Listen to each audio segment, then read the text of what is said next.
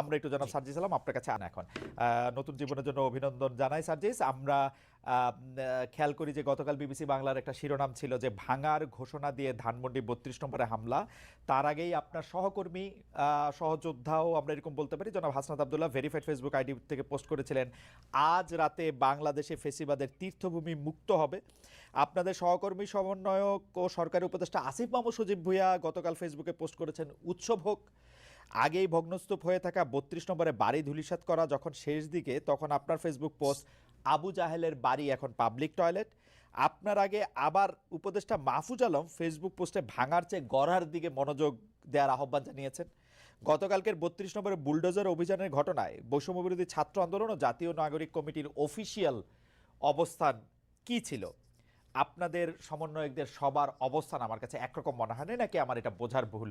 আপনি যদি একটু আমাকে পরিষ্কার করেন। যে যেমন আপনি আসার আগে আমি একটু সামারাইজ করি, জনাব রেজাল করিম রনি বলেছেন যে এইটা আরও আগেই ভাঙা দরকার ছিল, এটা ৫ আগস্টে এটা ভাঙা দরকার ছিল, গতকাল এটা অনেক দেরি হয়ে গিয়েছে। এটা ছিল মোটামুটি ওনার সার্বিক অবস্থান, উনি নিশ্চয়ই আবারও পরে বলবেন। জনাব সার্জিস আলম আপনার কাছে একটু জানতে চাইব।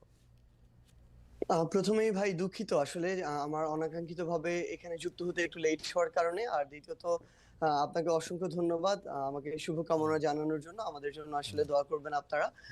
আমি যদি বলি আমাদের জায়গা থেকে যে এক্ষেত্রে বৈষম্য বিরোধী ছাত্র আন্দোলন কিংবা জাতীয় নাগরিক কমিটি তাদের জায়গা থেকে যে স্পেসিফিক এই বিষয়ে একটা কোনো অফিসিয়াল স্টেটমেন্ট ছিল বা কোনো একটা অবস্থান ছিল, ব্যাপারটি এরকম ছিল না। ব্যাপারটি ছিল এই যে তীব্র একটা ক্ষোভ। ভাই যে কথাটি বলেছেন সেই জায়গায় আমি সম্পূর্ণ একমত।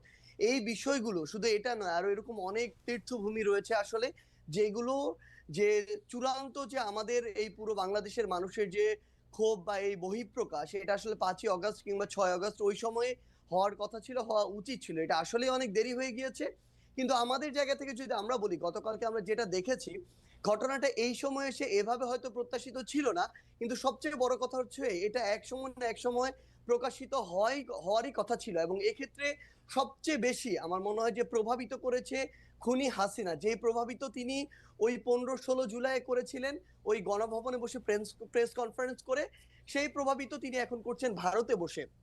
তিনি যখন এখনো তার জায়গা থেকে এমন টোনে কথা বলেন যে এই টোনে তিনি কথা বলেছিলেন ওই জুলাইয়ের আগে, তিনি যখন এখনো তার ভিতরে বিন্দুমাত্র কোনো অনুসূচনা দেখা যায় না, কিংবা তার যে কথা বা এই যে এতগুলো খুন করেছে সেগুলোর জন্য যে দায় নেওয়ার যে বিন্দুমাত্র মানসিকতা, সেটাকে বিন্দুমাত্র অ্যাড্রেস না করে বরং যারা এই অভ্যুত্থানের সাথে সরাসরি সম্পৃক্ত তাদেরকে প্রত্যক্ষ এবং পরোক্ষভাবে বিভিন্ন রকম আবার ওই ট্যাগ দিয়ে যখন উপস্থাপন করার চেষ্টাটা করা হয়, এই যে এতগুলো মানুষকে খুন করা হয়েছে তার নির্দেশে, সেগুলোর জন্য বিন্দুমাত্র তার জায়গা থেকে সহানুভূতি না দেখিয়ে বরং তার ওই পূর্বের ইতিহাস দিয়ে যে সিম্পেথি নেয়ার যে তার একটি প্রক্রিয়া সবসময় তার ভিতরে দেখা গিয়েছে, সেটা যখন তিনি আবারও করেন তখন মানুষের ভিতরে একটা ক্ষোভ তৈরি হয়।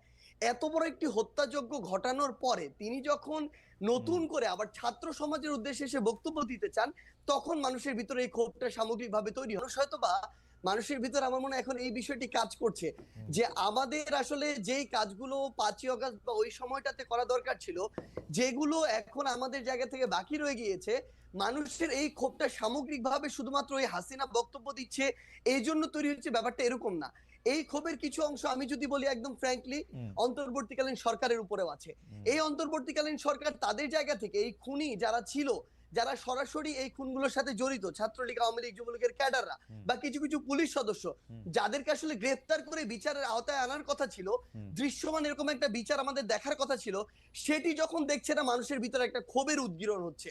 যখন দেখছে ছাত্রলীগ, যুবলীগ, আওয়ামী লীগের ওই ওই সদস্যরাই বিভিন্ন ভাবে বিভিন্ন দলের সাথে এখন যুক্ত হচ্ছে এবং আশ্রয় প্রশ্রয়ে তাদের চোখের সামনে দিয়ে হাঁটছে, তখন এই মানুষগুলোর ভিতরে আরেকটা ক্ষোভ তৈরি হচ্ছে।